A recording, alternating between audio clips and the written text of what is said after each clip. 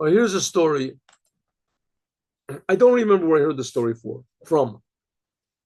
I heard it a long time ago. As I remember, the speaker was Rabbi Zalman Posner of blessed memory. But if not, then please correct me. It was another emissary of Chabad, and it could have been Rabbi Zalman Posner. Anyway, he was invited to speak before college students, Jewish college students. There arrived, he was a very good speaker, and there arrived, 50, 100 people, a sizable crowd. And he started to speak. Now, this must have been like in the 50s,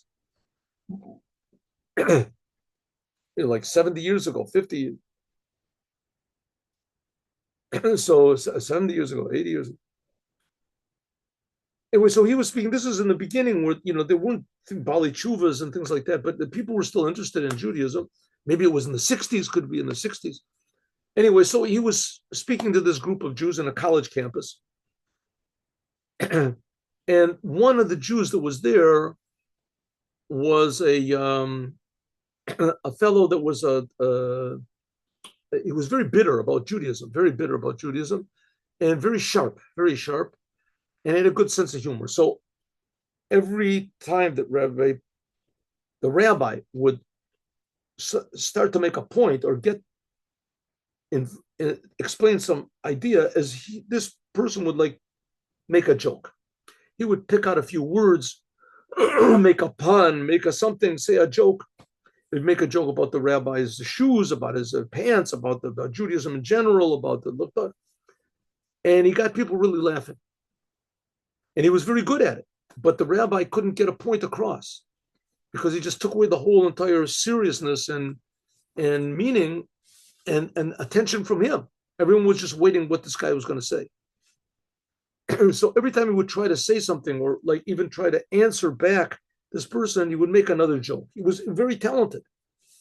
And on that night, he was on a run. He was really inspired. And the rabbi would just open up his mouth, and the crowd was just laughing and scoffing at the rabbi, and maybe not intentionally, but certainly unintentionally. And the rabbi, he really tried to get something across, and he couldn't. So after about 15 minutes of this, or who knows how long it took, and so the rabbi just, everybody was just rolling on the floor laughing.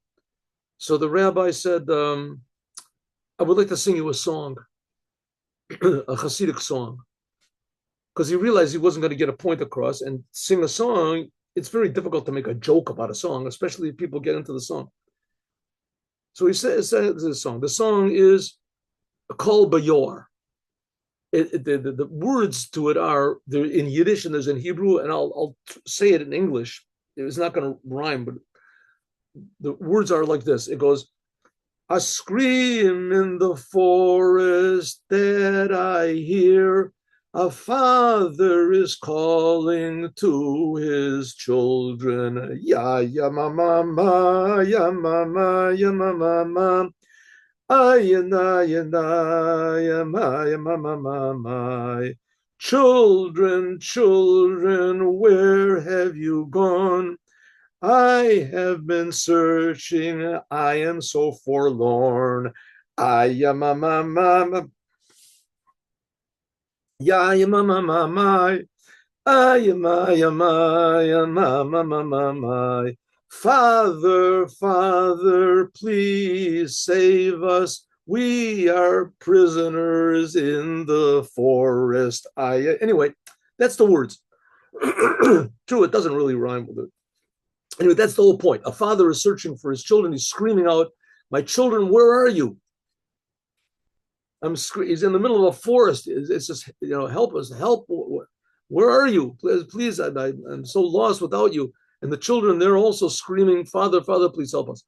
So anyway, so he sang the song, and he finished the song, and he said, I see that I can't get a point across to anybody. So, meanwhile, people have already, a lot of people have already left, and we're leaving. So I see that I can't. So that's the end. Thank you very much for coming. I appreciate it very much. And he's waiting for another joke to come. and everybody leaves. And so everybody left. And this guy that was making fun of him, he's sitting in the front row and he's just shaking with laughter, shaking. So he goes over to him and he says, "Listen, everyone's already left, and you succeeded, and you told jokes, and you don't have to, keep laughing at me. Is there a reason what happened?" And the fellow takes his hands away from his face and he's crying. He wasn't laughing at all. He was weeping, shaking with tears. And so he waits for him to calm down. And he said, "What happened?" The rabbi said, "What happened? Did you go, some sort of a tragedy occurred to you, tell me what happened, So he figured the guy, maybe he just went through some sort of a trauma. Who knows what he might have lost, and therefore he was in a weird mood, and therefore he made all these jokes. Get it off your chest. What happened?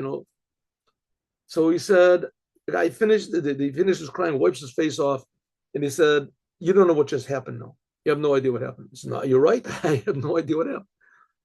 He said, "When I was young," he said, now he's, 20 years old, or some 23 years old. He said, "When I was young, just a young boy, 3, 4 years old, I grew up in a religious family, especially my grandfather. And my grandfather, I really, really loved my grandfather. And we used to sit together and we would talk and he would tell me stories and everything. And he used to sing this song. He used to sing a song, a Chassidic song. And suddenly, when I was like 5 years old, he died. He passed. He had a heart attack or whatever. He passed away. And I was really broken. I was just tremendously broken about it. And I couldn't get over it, in the morning.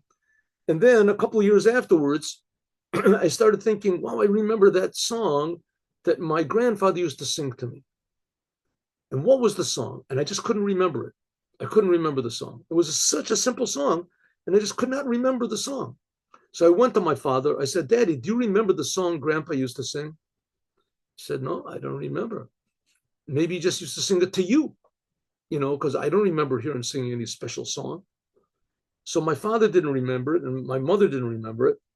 And I'm trying to think of the song, and I just can't remember. So I prayed to God. I prayed to God that he would give me this song. My grandfather told me I should always pray, and I did, and I didn't remember. And the years went by, and it became like a casual obsession. Once in a while, I would think, what is the song? I love my grandfather so much. What is the song? And it became sort of an obsession by me to the point that I became very bitter. And God, you're not helping me. What am I asking you for? Just to give me a song, just for me to remember a song? My grandfather told me you create the world. What type of world you create? You can't even answer my prayer. God answered prayers with, and I got really angry. I got really very angry at God. And I said, that's it. I'm cutting off all connection. You took my grandfather from me and my song from me. And now I started to realize how really God he's not really worth worshiping. And who knows even if there is such a thing as God. Maybe my grandfather just, cats die, squirrels die. My grandfather died. It's just a natural process. The world runs.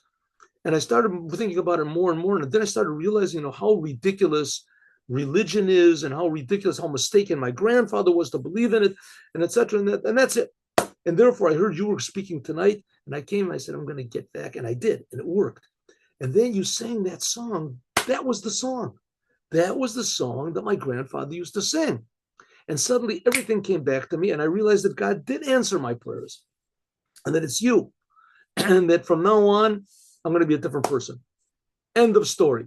So in other words, sometimes there's just songs that we forget. Sometimes we forget how much God loves us and how God creates us and how God enlivens us and how God answers all prayers and how God provides for us and how God protects us. But we forget. We're not aware of it at all. And suddenly that's the whole idea of the Rebbe, to sing that song, to vibrate our souls and to wake us up to how close God is. That's why we need Mashiach now. Have a good day, everyone. Have a good Shabbos. And I'll see you all on Yom Rishon, on Sunday. I hope with Mashiach immediately. Shalom uvracha. Good Shabbos, everyone.